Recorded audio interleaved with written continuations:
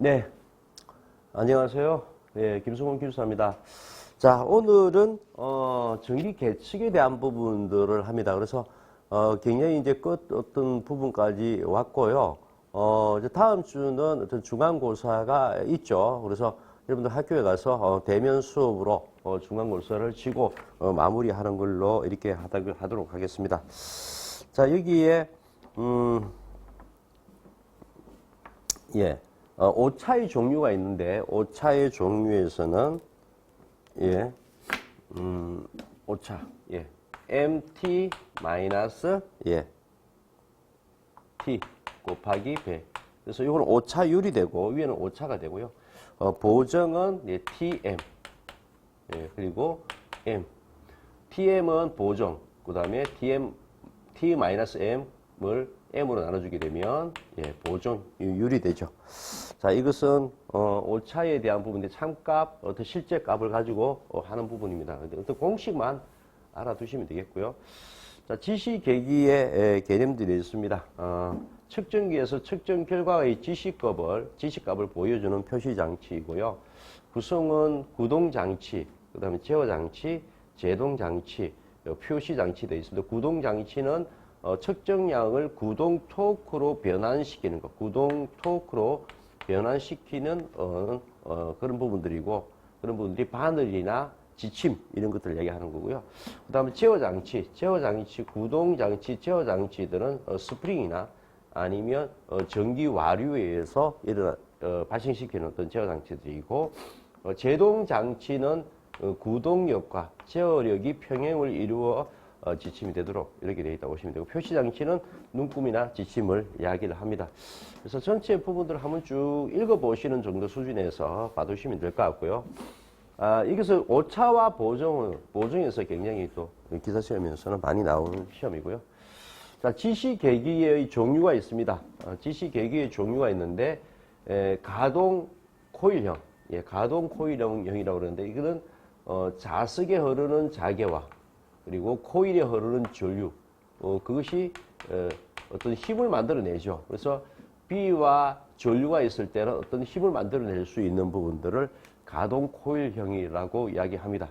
그리고 가동 철편에 의해서 힘을 만들어내는 것, 그것이 가동 철편형이고, 그리고 고정 코일과 가동 코일 간에 흐르는 전류. 자, 이 고정 코일, 그 다음에 가동 코일에 흐르는 전류 간에 발생하는, 예, 여러분 어떤 전선에 흐르는 어떤 전류에 따라서 이 전류가 여기에 미치는 어떤 자속 때문에 전류와 자속의 관계에서 힘이 만들어졌잖아요. 저번에 우리가 두 도체에서 작용하는 힘을 배웠을 겁니다. 전기자기약 할 때 거기에 이게 I1, I2가 있을 때 흐르는 어떤 전자력에 대한 어떤 공식들이 있었죠. 그래서 여기에 흐르는 전류가 여기에 자속에 영향을 미치고, 자속과 전류가 I2가 흐르게 되면 뭐가 나온다고요? 예, 힘이 만들어집니다. 자, 그래서 고정 코일과 가동 코일 간에 전류가 흘러서 생기는 전자력. 자, 이것이 전류력교입니다. 전류력교형. 전류력교형은 고정 코일과 가동 코일에 흐르는 전류 간의 전자력입니다. 자, 유도형이 있는데, 사실 유도형은 여기에 유도 전동기의 원리를 이용합니다. 사실은 뭐냐면 어떤 이렇게 침이 있고, 그 다음에 원판형으로 되어 있는 부분들이 있습니다. 원판형으로 되어 있는 부분들이 있는 상태에서 자석을 가지고 이렇게 원판 주위를 돌리게 되면 자석을 가지고 원판 주위를 돌리게 되면 원판이 뒤에 따라오죠.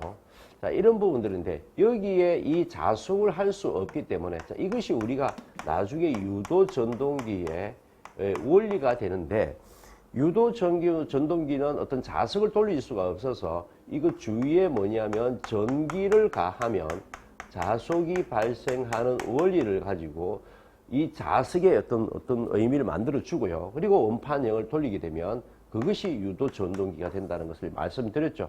그래서 전류엔 회전 자계와 금속판 사이에 와 전류에서 전자력을 만드는데, 자, 이런 부분들이 어디에 사용되어 있냐면 우리가 여러분들 집에 있는 한전에서 들어오는 그 지침 있잖아요. 계량기, 예, 한전 계량기 등이 이런 곳에 사용됩니다. 자, 정유기형은 정유기와 가동 코일의 계기의 조합이다 보시면 됩니다. 그래서 정유기와 가동 코일과 정유기를 포함했다 이렇게 보시면 되고, 정유기형은요. 열전형은 열전대와 가동 코일의 조합이 열전형이다 이렇게 보시면 됩니다. 자, 정전형은 저번에 우리가 정전 용량을 따질 때 우리는 이렇게 이야기를 했죠. 자, 여기서 발생하는 어떤 힘이 있었는데 그 힘은 여기에 어떤 유전율과 그 다음에 여기에 내부에 가해지는 이 부분들이 F는 2분의 1 DE 이런 게 있었죠. ED 이런 부분이 있었는데 이 부분은 자속 밀도 전개의 세기이고요. 요거는 자속 밀도죠. 밀도죠. 그죠? 그래서 요 부분 가지고 발생한 우리가 어떤 여기에 전개의 세기와 전속 밀도, 전개의 세기와 전속 밀도에 의해서 발생하는 어떤 힘이 발생하죠. 이 부분 우리가 전기자기학에서 배웠죠. 자, 이런 것처럼 어떤 이렇게 정전 용량에서는 어떤 힘이 발생하더라. 그래서 전극사기에 작용하는 정전 흡입력 또는 반발력 가지고 어떤 그 설비의 힘을 움직이게 하는 거죠. 자, 진동편의 기계적인 어떤 진동에 의해서 어떤 설비를 가동시키는 겁니다. 자, 이게 지시계기라는 부분들은 어떤 전기적인 어떤 에너지가 어떤 힘을 만들어내서 어떤 계기의 지침을 우리 눈으로 확인할 수 있는 원리 가지고 나눠진다고 보시면 됩니다. 그래서 지시계기의 종류는 전기적인 에너지를 줘서 힘을 만들어내고 그 힘이 어떤 계기의 지침을 만들어내잖아요. 예를 들면 뭐 전압계라든지 전류계라든지 이렇게 있잖아요. 여기에 전압계가 이렇게 올라가면 1V, 2V, 3V 이것처럼 지시계기를 나타내는 어떤 지시계기 힘을 만들어내는 어떤 그 원리에 따라서 이렇게 지시계기의 종류들이 나누어지더라 이렇게 보시면 편할 것 같습니다. 자, 좀 해두셔야 되고요. 자, 전기 요소의 측정 중에서 전류 측정. 예, 전류 측정. 우리가 전류 I 그리고 단위는 우리는 암페어입니다. 그렇죠? 그래서 이것에 대한 전류를 측정하는 것. 저전류 측정, 대전류 측정. 저전류 측정은 반조 급류계, 그다음 진동 급류계. 대전류 측정은 변류기, 분류기입니다. 자, 전압 측정. 예, 전압 측정. 직류의 전압을 측정하는 거. 교류의 전압을 측정하는 것들이 있습니다. 중요성은 좀 떨어집니다. 자, 전력 측정은 조금 중요합니다. 전력 측정인데, 자, 2전력계법이 있고요. 그 다음에 3전력계법, 그 다음에 전압계를 이용해서, 그 다음에 전류계를 이용해서 전력을 측정하는 겁니다. 자, 여기서의 전력계를 두 개를 연결해서 측정할 때는 W1, W2. 자, 이것이 유효 전력입니다. 자, 여기서는 3전력계, 삼상의 3전력계를 사용해서 이루어지는 어떤 전력은 W1 플러스 W2 플러스 W3가 됩니다. 자, 그리고 3전압계법을 이용해 가지고 하는 부분들은 전압계는 자, 이 전압계를 하는 부분들은 2R분의 1 P는 그리고 V32 마이너스 V12 마이너스 V2 제곱 이렇게 됩니다. 자, 그래서 2R분의 여기에 있는 어떤 장 2R분의 1 그리고 이것에 대한 전압 제곱 마이너스 이것에 대한 전압 제곱 이것에 대한 전압 제곱 이렇게 됩니다. 자, 이것은 전류계를 3전류계 3개의 전류계를 이용해서 전력을 측정하는 건데 자, 이것은 2분의 R 그리고 여기에 A1의 자성 마이너스 이렇게 와서 이렇게 가고 이렇게 가니까 A1 자성 마이너스 A2 자성 그리고 마이너스 A3의 자성. 자, 이 부분들이 전류계를 이용한 전력을 측정하는 겁니다. 자, 전류계를 이용해서 전력을 측정하는 거. 그 다음에 전압계를 이용해서 전력을 측정하는 거. 그 다음 전력계 3개를 이용해서 전력은 얼마다고요? 다 더하는 거. 그리고 두 개의 전력계를 가지고 삼성의 전력을 측정하는 거. 자, 이 부분들도 잘 알아두시기 바랍니다.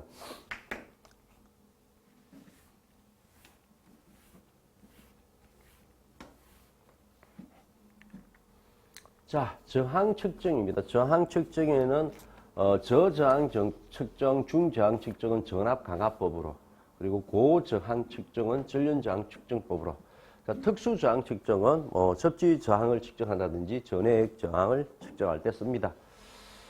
자, 측정 장비가 쭉 있는데요. 그 중에서 좀 봐둬야 되는 부분들이 영상 변류기입니다. 사실은 영상 변류기나 그리고 뭐냐면 변류기나 별 다를 게 없습니다. 근데 이제 일반적으로 영상 변류기는 어떤 단상은 2가닥이 다 지나가게 되고요.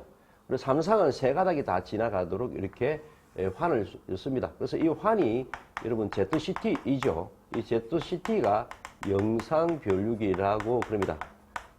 자, 이 영상 변류기는 뭐냐면 아주 미소한 누설에 대한 전류를 측정하는 것이다. 미소한 누설을 측정하는 것이다. 이렇게 보시면 되겠고요. 자, 이 변류기입니다. 변류기는 원래는 한 가닥을 측정합니다. 그래서 삼상 같은 경우는 한 가닥을 넣고 전류를 측정하고요. 그래서 전류가 흐르면 그 주위에 자숙이 흐릅니다.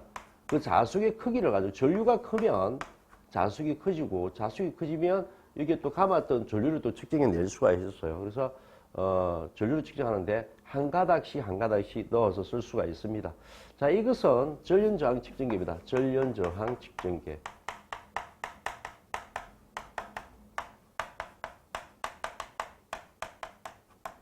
예, 전륜저항 측정기인데 이런 겁니다. 어떤 도체가 있고 외부에 이렇게 피복이 있을 때 이런 겁니다. 그래서 전륜저항은 이미 좀 말씀드렸죠. 여기 도체에서는 저항이 있을 건데 이 도체 저항은 낮은 것이 좋고 그런데 도체에서 외부로 누출되는 부분들이 있겠죠.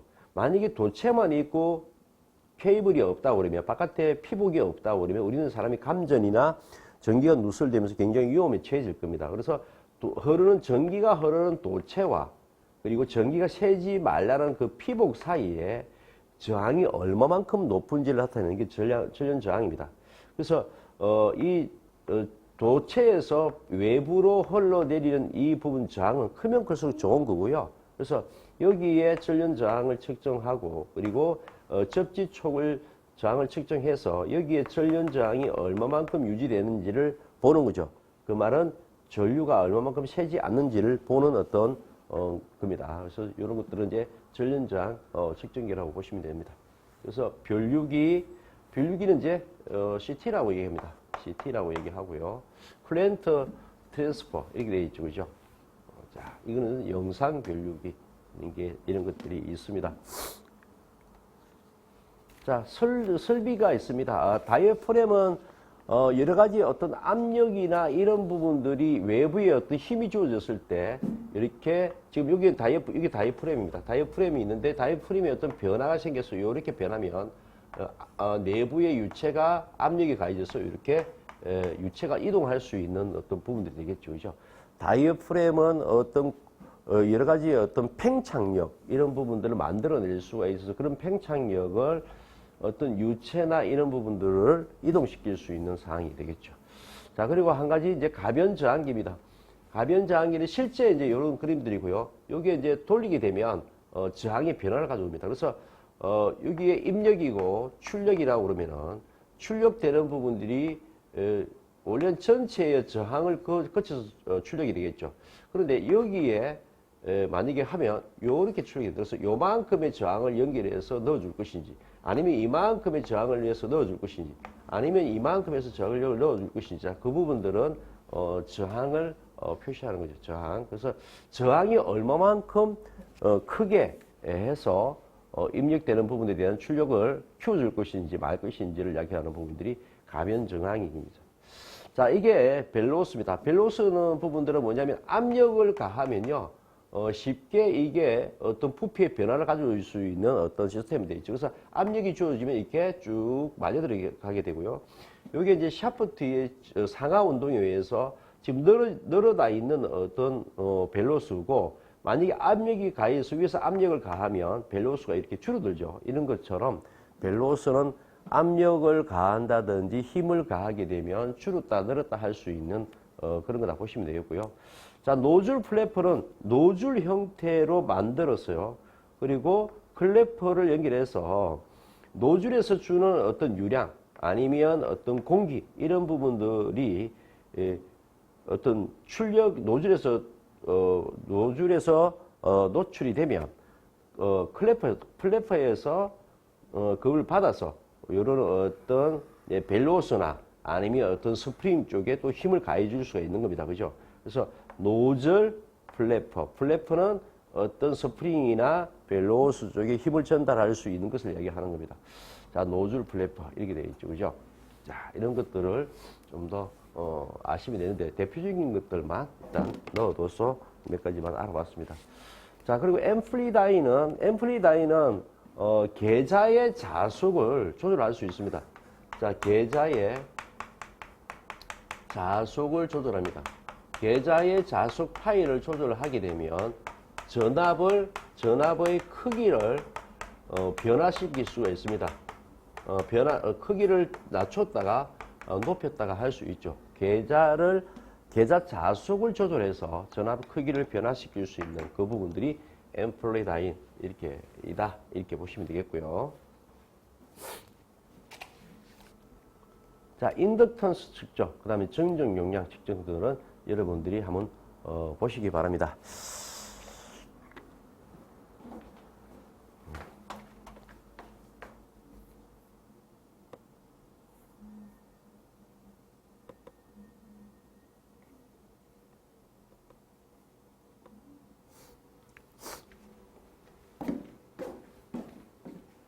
자, 마지막인데, 마지막 제어 회로입니다. 자, 제어 회로입니다. 제어 회로. 자동 제어의 기초입니다. 자, 자동 제어란 이런 거죠. 자동 제어는 여러분 너무나 많이 들어보셨을 거예요.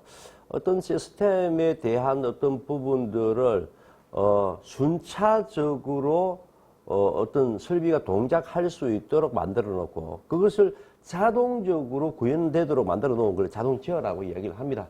그래서 자동 제어가 이런 부분들이 조금 더 이제 발전되고 이렇게 되었던 부분들이 실제적으로 이제 어떤 제품을 만들기 위해서 굉장히 옛날에 사람들이 다 조립을 했잖아요. 자, 이런 부분들이 로봇가 어떤 일정한 어떤 그 순수에 따라서 정확하게 조립해 가는 과정, 이런 부분들도 자동 제어의 기반이 되는 겁니다. 자, 그런 관점이다 보시면 되고요. 자, 자동 제어의 기본적인 어떤 구성은 이런 겁니다. 온도, 압력, 유량, 액면 등 양을 측정하고요. 그리고 목표값과 비교하기도 하고, 그리고 자동적으로 수정도 할 수 있는 어떤 그런 시스템이다. 이렇게 보시면 되겠습니다. 그래서 기본 구성은 입력이 있고, 그리고 제어해서 출력하는 이 아주 기본적인 어떤 구성들로 되어 있는데, 세부 구성을 보면 이렇게 되어 있습니다. 자, 기본적으로 어떤 입력에서는 기본 입력을 넣습니다. 그리고 제어 요소에서는 조절부와 조작부가 있고, 잘 물어봅니다. 제어 요소는 조절부와 조작부가 있다는 걸 잘 물어보고요, 시험에. 그래서 제어 요소에서 기준값에다가 조절하고 조작합니다. 그래서 그 조작된 양을 제어 대상에다가 넣어주게 되고요. 자, 제어 대상을 바로 뺄 수도 있지만, 출력할 수도 있지만, 일부의 양은 다시 비교를 해서 기환하도록 되어 있습니다. 기한하게 해서 일부 양을 조절해서 출력을 또 할 수 있도록 되어 있기 때문에 사실 좀 복잡한 어떤 시스템으로 구성이 되어 있고요.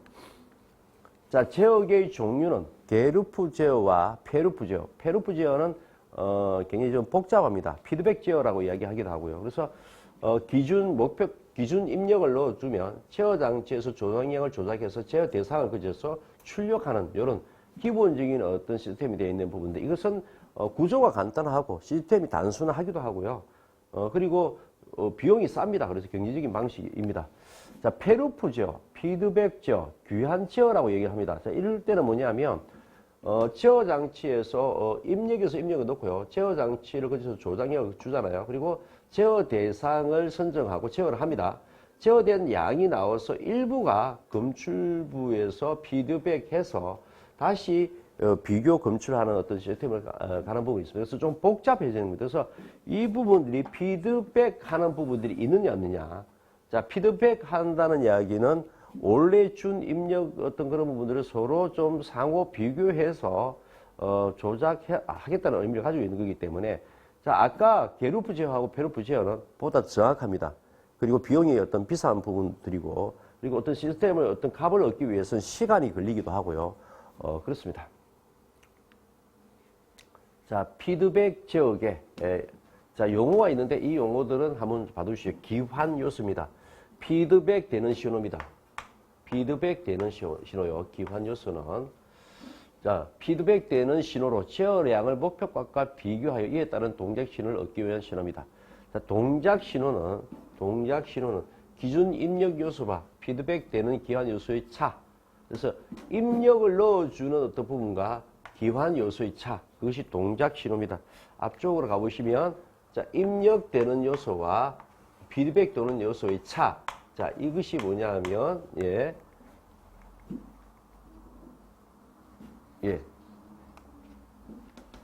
동작 신호입니다. 동작 신호. 동작 신호는 기준 입력 요소와 피드백 되는 기환 요소의 차입니다. 자, 제어 요소는 아까 조절부와 조작부가 있다고 그랬습니다. 그리고 동작 신호를 조작양으로 변화시키는 요소입니다. 조작양은 제어량을 조절하기 위하여 제어 장치가 제어 대상에 가해지는 신호다. 이렇게 보시면 되겠고요. 그래서 기환 용어, 기환 요소, 동작 신호, 그리고 제어 요소, 조작량 이렇게 보시면 되겠습니다. 자, 제어량에 따른 분류입니다. 프로세스 공정 제어입니다. 프로세스 제어, 공정 제어 이렇게 얘기하는데 석유나 화학 공장 그리고 생선 공장 등의 상태량을 제어합니다. 그리고 그 상태량은 온도나 이런 잘 물어봅니다. 압력, 유량, 액면 등을 제어합니다. 자, 반드시 해두셔야 되고요. 서버 기구 추정 제어입니다. 기계적인 어떤 변이를 제어합니다. 물체의 방위, 위치, 물체의 어떤 위치적인 어떤 제어, 그리고 위치 제어, 자세 등을 제어합니다. 방위 자세. 그래서 방수총, 대공포 이런 겁니다. 여러분들 대공포라는 부분들은 이제 포를 가지고 비행기를 떨어뜨리는 거잖아요. 그래서 비행기의 어떤 위치에 따라서 정확하게 또 위치가 정해져야 되죠. 그죠? 그런 부분들에 대한 제어를 할 때 서버 기구 제어, 추종 제어라 한다. 이렇게 보시면 되고요. 자, 자동 조종은 전기 기계적인 양 및 방향을 제어하더라. 그리고 전류, 주파수, 전압, 회전 속도 등을 제어하더라. 그래서 얘는 인버터하고 이것을 UVR, 언더 볼타지 릴레이에서 저전압 계전기에 쓰죠. 그죠? 저전압 계전기 이런 쪽에 쓸 때 쓰는 겁니다. 자, 목표 값에 따른 의한 분류입니다. 정치 제어입니다. 정치 제어는 정지되어 있는 값의 제어입니다. 목표 값이 고정되어 있습니다. 제어량을 일정하게 유지하는 제어입니다. 자, 이 부분도 프로세스 제어, 자동 제어, 조정 제어, 레귤레이터 제어 이렇게 되어 있습니다. 그래서 발전소 화학 반응 등에 사용되고요. 추치 제어는 추정 프로그램 비율 제어가 있는데 목표 값이 변합니다. 이는 목표 값이 고정되어 있고요. 그것을 제어량에 따라 관계하는 제어, 즉 목표치가 변화하면 목표를 측정하면서 제어량을 목표치에 맞추는 제어입니다. 자, 추정 제어는 목표치가 임의적으로 변하는 주치 제어입니다. 목표치가 임의적으로 변한다. 그다음 목표치가 다른 양과 일정한 비율 관계에서 한다. 프로그램 제어입니다. 자, 목표치가 다른 양과 일정한 관계에서 변하는 비율 관계, 예, 일정한 관계에 의해서 변화되는 추지예요. 그래서 비율 제어, 그 다음에 프로그램 제어 이렇게 예, 보시면 되겠죠. 목표치가 다른 양과 일정한 비율 관계, 목표치가 다른 양과 예, 일정한 관계에 의해서 변화되는 추지예요. 이렇게 되어 있습니다.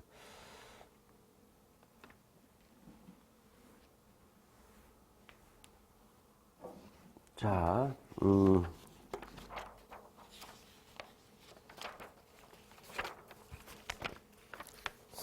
자, 제어 동작에 의한 분류가 있습니다. 이것은 이제 기본적으로 비례 제어 예, 이렇게 되어 있는데 비례죠. 자, P는 비례죠. 프로포셔널 이렇게 프로포셔널 이렇게 따지는데 프로포셔널 비례 예, 예, 동작 이렇게 되어 있습니다. 그래서 그것을 잔류 편차가 있는 제어다 이렇게 되어 있습니다. 자, 잔류 편차에 대해서 좀 알을 필요 있는데 하나 좀 적어 놓으시죠. 잔류 편차라는 말을 씁니다. 잔류 편차라는 부분들은 비례 동작에 의한 제어로서 자, 비례 동작에 의한 제어입니다. 비례 동작에 의한 제어로서 급격한 목표값에 급격하게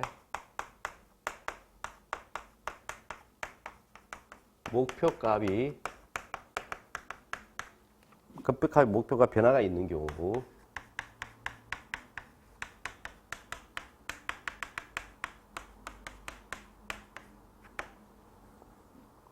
제어계가 정상 형태로 된다며도 제어계가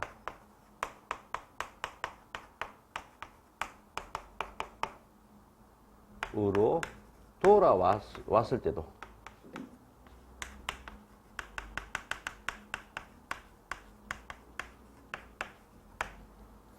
예, 제어량이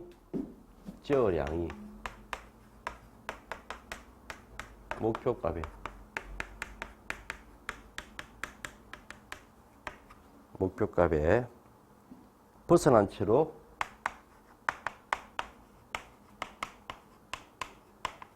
남는 편차를 이야기합니다. 자, 잔류 편차. 자, 이런 겁니다. 그래서 원래는 잔류 편차 원래는 어떤 제어량이 비례 동작에 의해서 제어되는 제어로서 비례 동작에 의해서 동작에 의한 제어입니다. 급격합의 목표값에서 벗어났어요. 어떤 일정치가. 근데 다시 돌아왔는데도 불구하고 예, 어떤 시스템에서 그 제어량이 목표값이 벗어난 채로 남아있는 지역에서 남아있는 어떤 그런 부분들이 잔류 편차다. 이렇게 되는 겁니다. 그죠? 그래서 원래는 목표값에서 어떤 벗어난 부분이 있었다. 다시 돌아온다 하더라도 아직까지 예, 오차가 생기는 어떤 부분들이 남아있는 어떤 제어. 그것이 비례 제어이고요. 그 다음에 인터그랄, 적분제어입니다. 이것은 잔류 편차를 제거할 수 있는 적분 제어를 얘기하는 거고, 미분 제어입니다. 미분 제어. 이건 진동을 억제하고 오차 증가를 미연에 방지할 수 있는 제어입니다. 자, 비례 적분 제어는 당연히 PI, 예, 프로포션이요. 그 다음에 적분은 인터그랄 이렇게 되어 있잖아요. 그래서 프로포셔널 인터그랄 동작 이렇게 되어 있는데 이것은 비례는 잔류 편차를 제거. 예. 그리고 뭐냐면 P는 잔류 편차가 제거 안 되지만 I를 넣음으로 해서 뭐냐면 잔류 편차를 제거하고요. 그다음에 간헐 현상이 있는 제어 이렇게 되는 겁니다. 자, 비례 미분 제어는 응답 속도를 개선할 수 있는 제어고 파형의 진동을 감소시킬 수 있는 제어다. 이렇게 보시면 되겠고요. 그래서 P가 가지고 있는 장점, 그 다음에 D가 가지고 미분 제어의 장점을 가지고 있다 보시면 되겠죠. 비례 적분 미분 제어, PID 제어, 가장 최적의 제어 동작이 가능한 제어 이렇게 보시면 되고요. 그 다음에 이제 불연속 제어는 온오프 제어, 자 그리고 온오프 제어, 자 온오프 하는 어떤 부분을 제어할 수 있는 걸 얘기하는 거고 샘플 값 제어 이렇게 되어 있습니다. 그래서 전체적인 부분들을 어떤 맥을 가지고 좀 더 봐두실 필요가 있을 것 같고요. 자, 블록 선도입니다.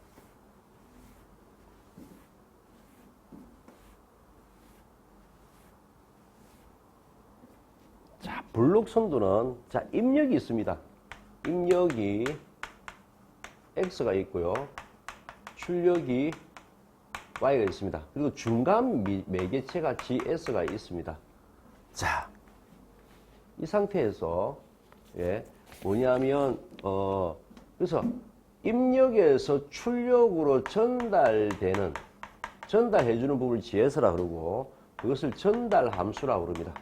그래서 전달 함수 GS는 입력분에 예, 출력이 되어 있고요. 입력은 예, XS 그리고 출력은 YS.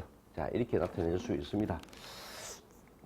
자, 여기에 블록 선도에 애가 있는데 한 가지 좀 핵심적으로 좀 편하게 여러분들하고 한번 가져가 보도록 할게요. 여기에 핵심되는 어떤 부분들이 있는데 뒤에 뭘 가지고 할 거냐면 네, 전달 함수 GS는 자, 입력분의 출력입니다. 자, 그리고 뭐냐면 1 마이너스 루프입니다. 그리고 패스입니다. 자, 이것을 잘 봐두십시오. 자, 뭐냐면 자, 이것은 패스밖에 없죠. G1, G2죠. 자, 이것은 뭐냐면 1 마이너스 루프는 없습니다. 루프는 이런 것을 루프라고 그럽니다. 루프는 없고요. 그리고 패스는 뭐냐면 G1, G2가 되죠. 자, 첫 번째. 자, 이거 보십시오. 자, 이것을 적용하게 되면 1 마이너스 루프 그리고 패스입니다. 자, 패스는 뭐냐면 G가 될 거고요. G가 될 거고. 자, 1 마이너스 루프인데 루프는 뭐냐면 요렇게 되겠죠. 그리고 마이너스로 되어 있습니다. 그죠? 자, 그러니까 뭐냐면 마이너스의 G 이렇게 되겠죠. 그럼 이것은 뽑아내면 1 플러스 G분의 G 이렇게 되겠죠. 자, 이걸 가지고 한번 해볼게요. 1 마이너스 루프 전달 함수는 그리고 패스입니다. 자, 패스는 G1 밖에 없네요. G1 그리고 1 마이너스 루프 자, 루프인데 G2가 플러스네요. 그러면 플러스 G2 이렇게 되겠죠. 자, 이것은 뭐냐면 1 마이너스 G2분의 G1이 되겠죠. 자, 이것을 나타내면 패스는 G1이 될 거고요. 그리고 1 마이너스 루프는 이게 마이너스가 되어 있는데요. 그러면 G1, G2니까 G1 곱하기 G2 이렇게 되겠죠. 그래서 1 마이너스 G1, G2 분의 G1 이렇게 될 거고요. 자, 이것은 패스는 G1, G2가 될 거고요. 그리고 1 마이너스 자, 루프입니다. 자, 다 곱입니다. G1, G2, G3의 마이너스 2죠. 이게 플러스 되니까요. 자, 이것은요. 다른 게 패스는 G1, G2 곱이 될 거고요. 1 마이너스 루프는 예, G1, G2, G3, G4가 되겠죠. 자, 뭐 그런 관점에서 여러분들이 한번 1 마이너스 루프분의 GS는 전달함수 GS는 입력분의 출력이다. 그리고 그것을 공식으로 1 마이너스 루프분의 패스다. 패스는 뭐다고요? 여기서 예, 가로축에 있는 부분들을 다 곱을 해줍니다. 가로축, G1, G2, G1, G1, G2, G1, G2 이렇게 되고요. 자, 이게 루프가 없습니다. 1 마이너스 루프. 자, 이 루프에서 이게 1 마이너스 G. 자, 이것은 뭐냐면 1 마이너스 G2. 자, 이것은 1 마이너스 G1, G2인데 마이너스 되어 있으니까 플러스 1 플러스 G1, G2 이렇게 되겠죠. 자, 공식이 있으니까 그대로 봐주시면 될 것 같습니다. 자, 라플라스 변화는 좀 알아두시기 바랍니다. 자, 라플라스라는 부분들이 뭐냐 하면 자, 이렇게 보십시오. 굉장히 복잡한 어떤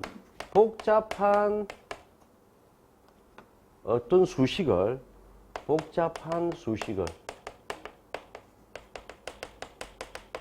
간략하게 라플라스 변환시켜서 쉽게 답을 구할 수 있는 어떤 수학적인 어떤 개념이다 이렇게 보시면 됩니다. 자, 이렇게 ft 함수를 우리는 라플라스 변환시키면 예, 라지 fs가 되고요. 단위 임펄스 함 zt는 1이 될 거고요. 그 다음에 단위 계단 함수는 예, must는 예, s분의 1이 됩니다. 자, t는 예, s제곱분의 1이 되고요. 자, 1 마이너스 x포인트에서 마이너스 at 같은 경우에는 예, s 플러스 이 지수 예, 예, 플러스 a 예, 1 이렇게 보시면 되고요. 자, tn은 자, 요 부분들은 뭐냐면 s 플러스 a, s 플러스 a 그리고 n 앞에 t 붙어 있는 n에 n 플러스 1 그리고 위에 상수는 n 예, 이렇게 돼 있죠. 자, 이것은 뭐냐면 1부터 2, 3, 4, 예, n까지 다 곱한 수치가 되죠. 자, 사인 오메가 t는 자, 이거는 요거시기 바랍니다. 그대로 나오니까요. 이거는 s제곱 플러스 오메가 제곱 분의 오메가다. 자, 코사인도 나타냈을 때는 s제곱 플러스 오메가 z인데 이것은 앞쪽에 있는 부분들을 s를 가져왔다. 이건 뒤쪽을 가져왔다. 이렇게 보시면 되겠습니다. 그래서 요 라플라스 변환에 대한 의미와 이 공식을 이어오시면 일단 됩니다. 공식을 이어오시면 됩니다.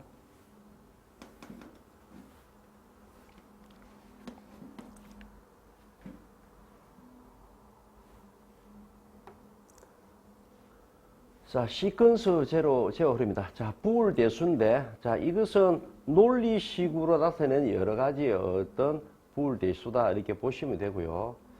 자, 여기서는 일단, A, B, C에 대한 것은 어떤 접점을 나타내고요. 자, 그리고 뭐냐면, 공은 뭐냐면, 예, 개방되어 있다. 오픈되어 있다. 자, 이렇게 되어 있는 거고. 자, 1은 뭐냐면 크로스되어 있다. 예. 예, 이건 폐쇄되어 있다. 자, 그렇게 표현을 할 수가 있습니다. 그리고 동작하지 않는다.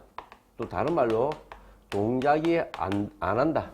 자, 이것은 동작 한다. 그렇게 이야기도 합니다. 자, 1로 표현할 때는, 논리식으로 얘기할 때는, 그래서 1일 때는 동작한다. 0일 때는 동작하지 않는다. 그렇게 얘기하기도 하고, 0일 때는 개방되어 있다, 오픈되어 있다, 크로스되어 있다는 폐쇄되어 있다. 그래서 일반적으로 접점을 표현할 때, 이렇게 떨어져 있을 때는 개방, O라고 얘기하고, 자, 이렇게 어떤 시스템이 붙어 있을 때는 뭐냐면 1로 표현하기도 합니다. 그래서 개방되어 있냐, 붙어 있냐 가지고 표현을 하기도 합니다. 자, 그래서 그 부분들 알고, 그 다음에 이제 이 논리식은, 예, 다들 암기를 해야 되는 부분도 있지만, 뭐냐면, 기본적으로 문제를 풀면서 암기를 하시기 바랍니다. 자, 여기에 대한 부분들은 잘 봐두시고요.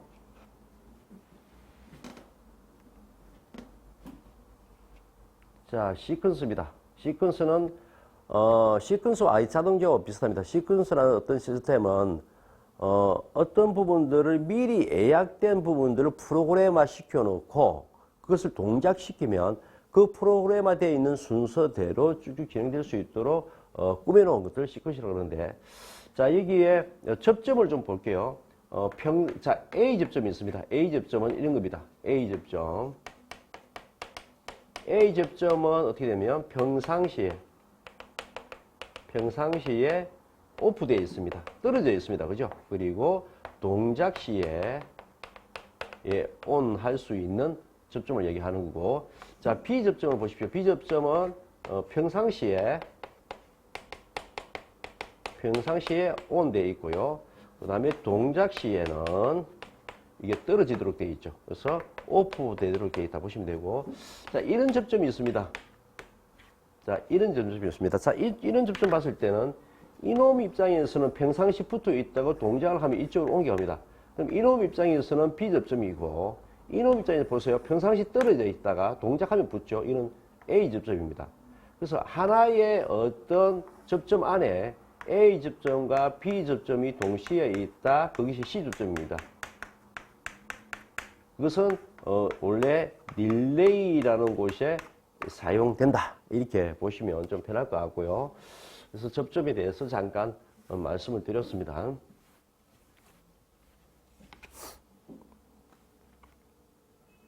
자, 일반 접점, 뭐 이런 것들은 수동으로 접점을 얘기하는데, 수동으로 접점할 때 이렇게 표시합니다. 자, 어떻든 평상시 떨어져 있다가 수동으로 붙었다가 또 수동으로 떨어지게 했다가 이렇게 됩니다. 자, 비접점이 있을 수도 있죠.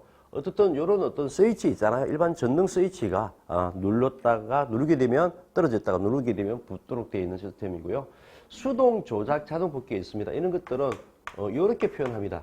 어쨌든 떨어져 있는 부분들이니까 A 접점이라 볼 수 있고, 평상시 떨어져 있고 붙이면 붙도록 되어 있는 거죠. A 접점이죠.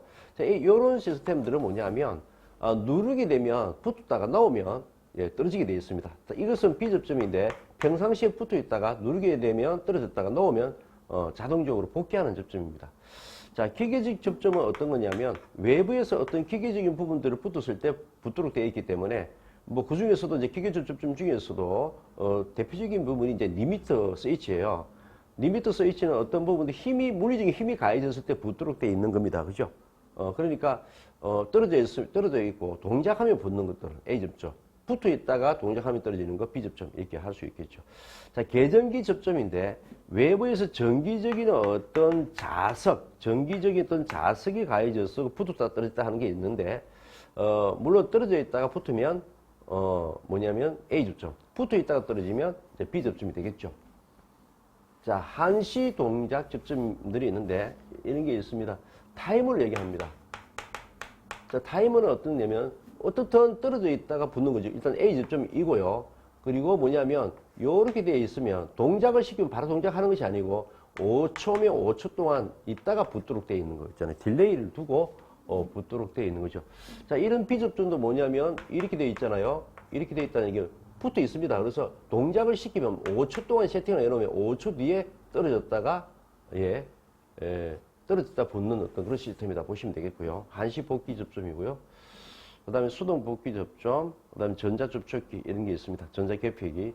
자, 율동 계전기는 굉장히 열이 나서 문제가 생길 만한 어떤 과부하로 인해서 열이 많이 일어나면 문제가 생기잖아요. 그럴 때 동작하는 어떤 접점들을 열동 계전기 접점이라고 그러고요. 전자 개폐기는 어떤 시퀀스에서 자동적으로 붙었다가 떨어졌다 하는 어떤 부분들입니다. 이 두 개를 묶어서 우리는 전자 개폐기라고 그러고요. 자, 무접점 회로 한번 봐주세요. 자, 엔드 회로 반드시 해두셔야 됩니다. 엔드 회로는 직렬로 A, B 접점이 있고요. 그 다음에 X가 있습니다. 자, 이것은 뭐냐면, 그리고 요렇게 뭐냐면 무접점을 표현합니다. 그리고 이렇게 논리식으로 이야기해요. 논리곱이라 A하고 논리곱으로 이렇게 표현합니다. 자, 이 부분들은 뭐냐면, 자, 보십시오. 만약에, 자, 0일 때는 뭐냐면 A는 동작 안 하고 B도 동작 안 하고요. 그 다음에 A, 0, 1은 A는 동작 안 하고 B는 동작하는 거고 1, 0은 A는 동작하고 B는 동작 안 하는 거고요. 1, 1은 A도 동작, B도 동작인 거죠. 자, 그래서 뭐냐면 두 개 다 동작을 안 하면 이거 동작 안 하는 거잖아요. 동작 안 하면 이것도 안 붙고요. 그럴 때는 뭐냐면 당연히 동작이 안 되는 거고요. 만약에 이게 하나 동작했어요. 만약에 이것을 동작하고 동작 안 시켰어요. 동작 안 하죠. 오케이. 자, 뭐냐면 동작시키고 동작 안 했어요. 그것도 동작 안 돼요. 자, 동작하고 동작을 해야 직렬이기 때문에 동작을 하고 붙도록 되어 있죠. 그럴 때만 동작하도록 되어 있다. 진리표는. 그래서 엔드 회로의 무접점, 유접점, 무접점, 논리식 진리표까지 반드시 봐두시기 바랍니다. 자, 오와 회로입니다. 오와 회로는 병렬입니다. 오와 회로는 이렇게 A 접점과 B 접점 병렬로 되어 있고요. 그리고 동작할 수 있도록 되면 동작하면 접점이 붙도록 되어 있습니다. 그리고 이것은 무접점을 이렇게 표현하고요. 자, 그렇게 표현할 때는 논리 합으로 표현합니다. 자, 이때는 잘 보십시오. 동작 두 개 다 안 하고 B만 하고 A만 하고 A, B 다 합니다. 만약에 두 개를 동작 안 시켰어요. 떨어져 있기 때문에 동작 안 하죠. 안 하면 안 한 거고요. 그때는 0이 되는 거고요. 만약에 동작을 안 시키고 동작을 시켰어요. 그러면 이렇게 흐르기 때문에 동작을 하죠. 동작하면 이 동작을 시킵니다. 자, 일단 동작기입니다. 자, 이것이 동작 안 했지만 이것이 동작시키겠습니다. 그럼 이렇게 흘러내기 때문에 그죠? 그럼 동작합니다. 자, 이것도 동작하고 이것도 동작했어요. 그럼 동작하죠. 자, 어떻든 간에. 자, 어떻든 O와 회로는 두 개 중에서 하나만 동작하더라도 동작이 되더라. 이 관점이고요. not 회로는 잘 보십시오. 자, 이것이 동작을 하면 이것은 동작합니다. 그런데 붙어 있는 비접점이에요. 그러면 이것은 떨어지기 때문에 이것은 동작이 최종적으로는 동작을 안 하죠. 그래서 not 회로는 동작을 하면 안 하고요. 안 하면 동작되어 있어요. 자, 그렇겠죠. 그래서 A가 동작이 안 되어 있으면 출력이 나오고요. 되어 있으면 안이 나온다. 이렇게 보시면 되는데, 자, NAND는 뭐냐면 not AND입니다. not AND요. 그것을 우리는 NAND라고 합니다. 결국은 뭐냐면 not과 AND를 포함한 거죠. 자, AND는 A와 B가 직렬로 되어 있습니다. 그리고 이것은 not입니다. 그죠? not과 AND 이렇게 되는 거죠. 자, 그럴 때는 AND를 일단 표현해 주고요. 요렇게 펴주면 예, AND와 not 그래서 NAND가 됩니다.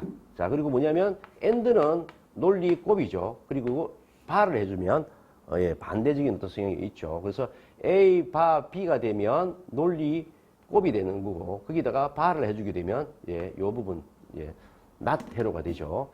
자, 그러면 일단 여기서 한번 보시면 이렇게 되어 있을 때에 AND를 볼게요. AND를 먼저 보면 AND는 0001이었죠. 자, 여기다가 not을 더 해주면 NAND가 되겠죠. 그러면 이것이 반대 1110 해주게 되면 NAND, not이 되겠죠. 그죠? 자, 그리고 논리 10과 논리 곱, 유습점, 무습점도 알아두시면 좋을 것 같고요. 자, 노와 회로입니다. 노와 회로는 오와와 그 다음에 not이 포함이 되어 있습니다. 자, 이렇게 되는 부분은 오와입니다. 그리고 이렇게 뜨는 노와입니다. 자, 당연히 O와 회로는 A 플러스 B였고요. 자, 이것이 not은 뭐요? 이렇게 되는 겁니다. 자, 당연히 A 플러스 B인데 만약에 O와일 때에 우리는 0, 1, 1, 1이 됐었죠. 근데 not, O와 not일 때는 노와일 때는 반드시 1, 0, 0, 0 이렇게 되겠죠. 그죠? 자, 그리고 특수한 게 있는데 익스크루시브도 잘 물어봅니다. 익스크루시브는요. 이렇게 A 바 B 그리고 A, B 바를 병렬로 A 바 B를 직렬로 그 다음에 A, B 바를 직렬로 하고 이 두 개를 병렬로 한 겁니다. 그죠? 그럴 때 OR을 이렇게 표현하고 익스크루시브 OR는 이렇게 하나 더 그어주게 됩니다. 자, 그리고 그것은 A 논리 곱인데 이렇게 어떤 논리 어떤 동그라미 안에 들어가 있는 논리 합이 되는 거고요. 그것을 풀어내기면 A 바 B 플러스 A, B, B가 됩니다. 자, 이럴 때는 뭐냐면 두 가지 중에서 다 동작을 안 할 때는 안 일어나고요. 두가 다 동작을 했을 때는 안 일어나요. 두 가지 중에서 한 가지만 동작을 했을 때만 동작을 하는 겁니다. 자, 뭐냐면 두 가지 중에서 두 가지가 다 동작을 안 했을 때 보십시오. 떨어져 있죠. 떨어져 있기 때문에 동작을 떨어지게 이거 멈췄습니다. 그죠? 근데 만약에 하나만 동작합니다. 만약에 A만 동작하면 자, A만 동작시켰습니다. 동작했습니다. 그죠? 그럴 때는 요렇게 회로가 구성이 되죠. 만약에 P만 회로가 구성이 됐을 때는 P가 동작하면 여기 떨어지기 때문에 동작 안 합니다. 그죠? 여기는 A는 그대로 마이너스 붙어 있고요. B도 붙으니까 이렇게 동작을 하게 되겠죠. 익스크루시브와 회로다. 이렇게 보고요. 자, 익스크루시브는 노와 회로는 여러분들 한번 보시면 되겠고요. 자, 인터롭과 자기 유지 회로가 있습니다. 자, 인터롭 회로. 자, 이 부분들은 여러분들이 자주 물어보는 것 중에 하나일 건데, 인터롭 회로.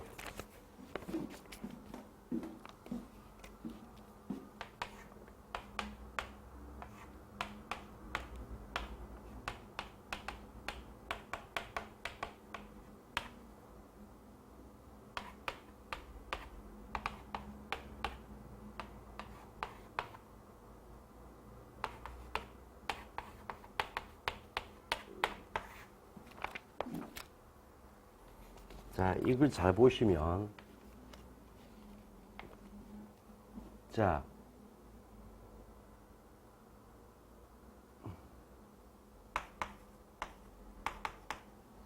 이것을 먼저 동작을 시켰어요. 그러면, 동작을 시키면 붙습니다. 그죠? 자, 그리고 나서 동작을 했을 때는 이것은 비접점이니까 이렇게 붙죠. 그럼 R1이 동작합니다. 자, R1이 동작했을 때는 이것이 비접점이기도 떨어지겠죠. 그럴 때는 아무리 눌러도 안 됩니다. 그죠? 그래서 우선입니다. 인토록은 자기 우선. 뭐냐면 인토록은요. 우선회로입니다. 우선회로. 어떤 부분들을 먼저 눌렀는지입니다. 만약에 PB1을 먼저 누르게 되면 자, 여기 R1이 동작할 거고 R1이 동작을 하면 이게 떨어지죠. 그럴 때 PB2를 아무리 누른다 하더라도 이것을 동작하지 않습니다. 반대로 PB2를 먼저 눌렀어요. 그러면은 R2가 동작하잖아요. 그러면서 R2가 떨어집니다. 그럴 때는 PB1을 아무리 눌러도 동작하지 않죠. 그래서 우선회로요. 인터록 회로는 우선적으로 먼저 회로가 동작되어 있을 때 다른 회로를 동작시킨다 하더라도 동작되지 않는다. 그 개념들을 이야기하는 거고요. 자기유지 회로. 자기유지 회로는 이렇습니다.